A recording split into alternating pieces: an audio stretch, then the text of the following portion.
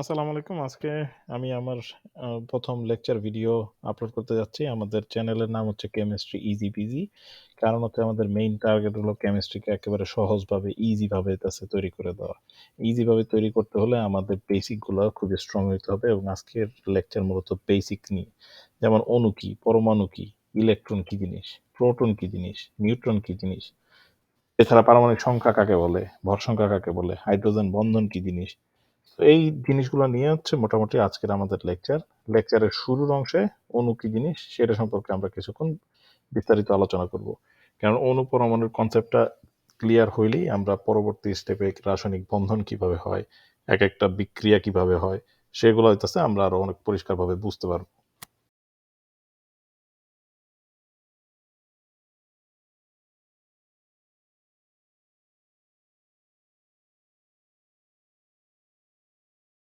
অণু হচ্ছে যে কোনো কিছুর গঠনের ক্ষুদ্রতম একক। লাইক এই যে ইটের বিল্ডিংটা দেখতেছেন, এই ইটের বিল্ডিং এর ক্ষুদ্রতম একক যে ছোট ছোট ইট, এরকম আমাদের শরীরেও কিন্তু আছে অসংখ্য ক্ষুদ্রতম একক দ্বারা ক্ষুদ্রতম অনেকগুলো একক নিয়ে গঠিত। এই এককগুলোরে আমরা কোষ বলি। একটা ইটের বিল্ডিং এ যেমন লক্ষ পরিমাণ হচ্ছে ইট ব্যবহার করা হয়, ঠিক একইভাবে আমাদের শরীরেও কিন্তু দেখবেন যে 37 ট্রিলিয়নেরও বেশি সংখ্যক হচ্ছে বিভিন্ন রকমের কোষ আছে। এই কোষগুলা একত্রিত হয়ে আমরা হচ্ছে আমাদের যে হিউম্যান বডি সেটা গঠন করতে পারি। এখন অণু কি এটা সম্পর্কে আরেকটু বিস্তারিত আসি।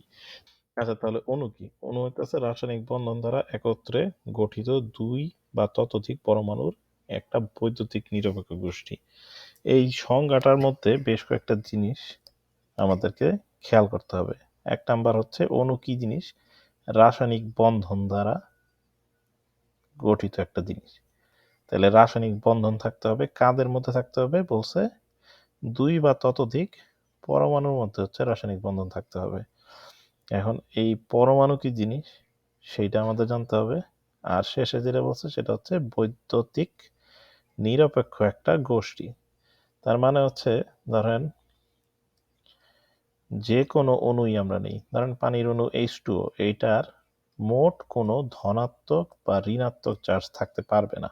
এর মানে এই ফাইনাল যে জিনিসটা আছে অণু, সেই জিনিসটার মধ্যে কোনো বৈদ্যুতিক চার্জ থাকবে না। এখন এই জায়গায় আমরা রাসায়নিক বন্ধন কি জিনিস সেটা একটু জানতে হবে, আমাদের পরমাণু কি জিনিস সেটা একটু জানতে হবে এই ব্যাখ্যাটা পুরোপুরি বোঝার জন্য। এখন রাসায়নিক বন্ধন হচ্ছে একটা বন্ধন।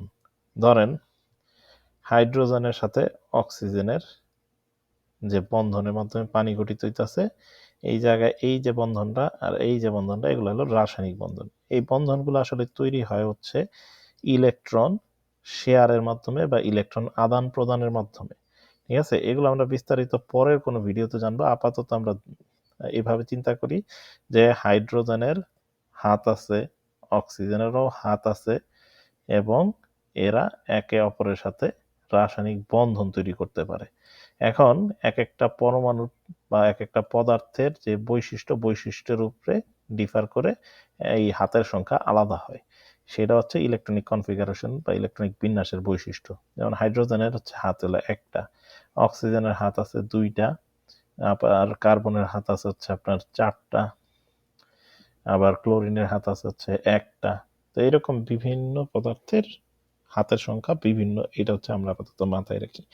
তো এখন আমরা ফেরত আসি এটাছে এই যে পানির অণুর গঠনটায়, পানির অণুর গঠনের মধ্যে আমরা কি দেখতেছি? একটা অক্সিজেন আছে আর দুইটা হাইড্রোজেন আছে, যেটার কারণে এটারে বলা হইতেছে পানির অণু হলো H2O। এখন এই অক্সিজেন আর হাইড্রোজেন এরা হচ্ছে ইলেকট্রন দিছে। তাইলে এখন কয়টা পরমাণু এই জায়গায় অ্যাক্টিভলি যুক্ত আছে? এক নাম্বার হচ্ছে এই হাইড্রোজেনের দুইটা পরমাণু আর একটা হচ্ছে অক্সিজেন পরমাণু, তাহলে টোটাল তিনটা। তাহলে দুই বা ততোধিক পরমাণুর এই জায়গায় রাসায়নিক বন্ধন দ্বারা যুক্ত হয়েছে, সেটা আমরা পরিষ্কারভাবে দেখতেছি।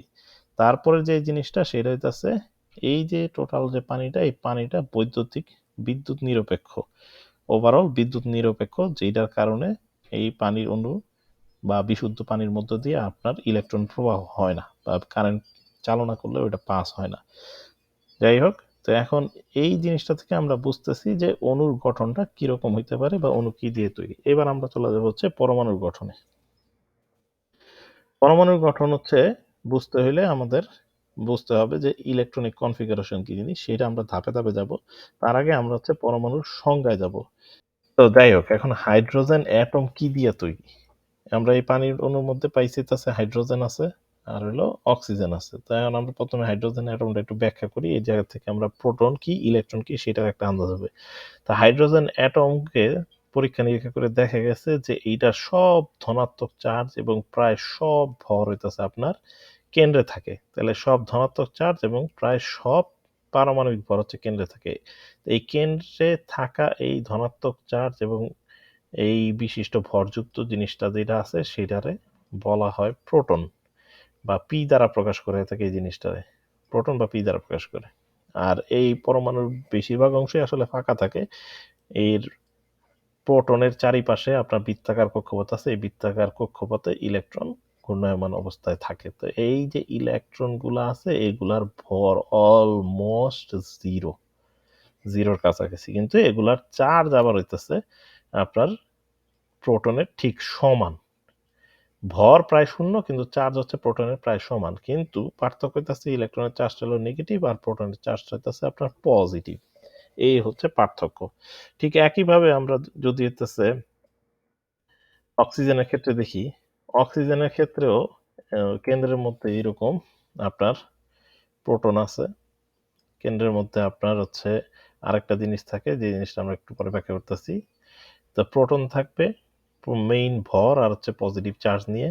এই যে এগুলো হচ্ছে আপনার প্রোটন, এগুলোর পজিটিভ চার্জ দিয়ে দিতেছি, 8টা পজিটিভ চার্জ এদিকে থাকবে।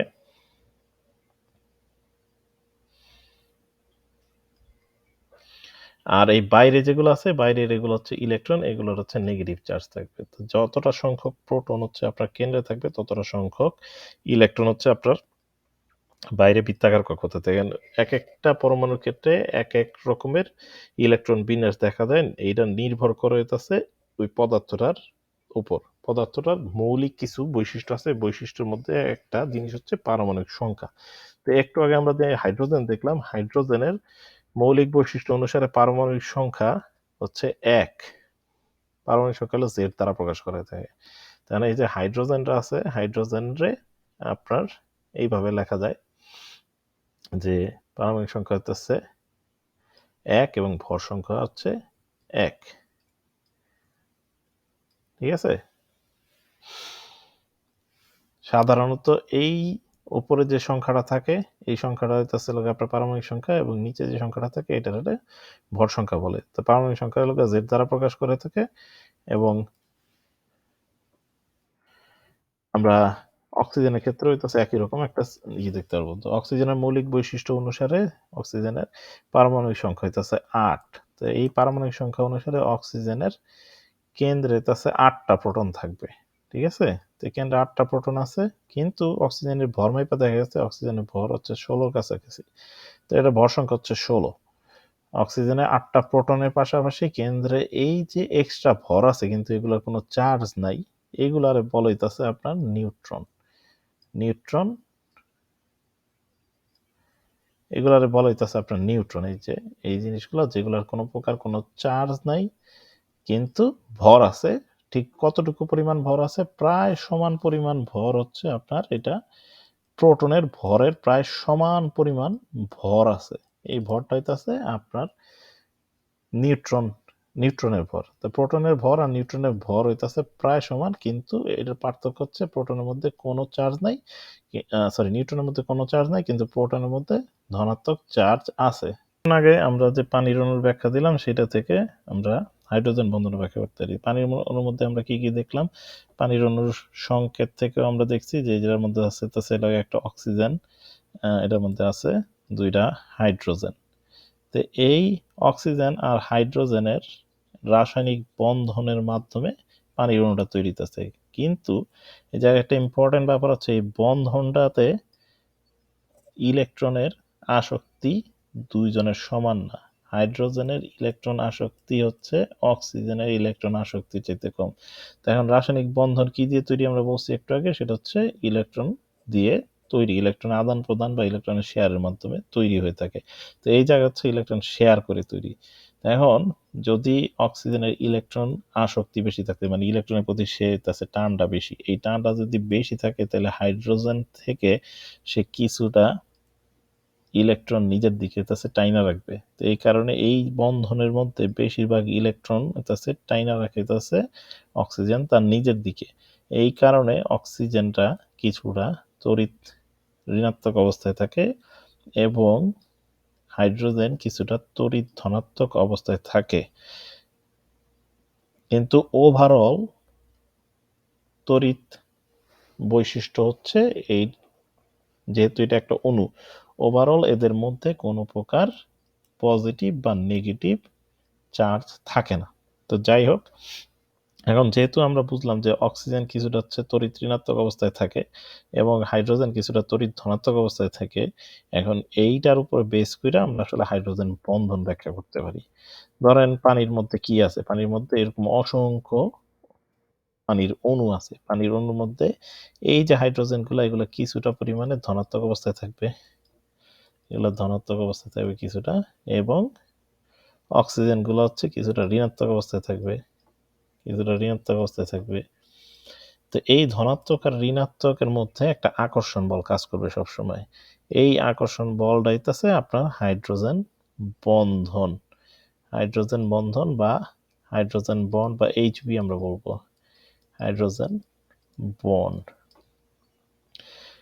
তো এরকম প্রতিটা অক্সিজেনের সাথে প্রতিটা হাইড্রোজেনের এইরকম আপনার সামান্য পরিমাণে বন্ধন থাকে, যেই কারণে পানিটা হচ্ছে তরল অবস্থায় আমরা দেখতে পাই। তো এক একটা পরমাণু ইন্টারাকশন এক একটা পদার্থের মধ্যে এক এক রকম, যে কারণে আপনার এক একটা জিনিসের বাইরের গঠন কঠিন হয়, তরল হয়।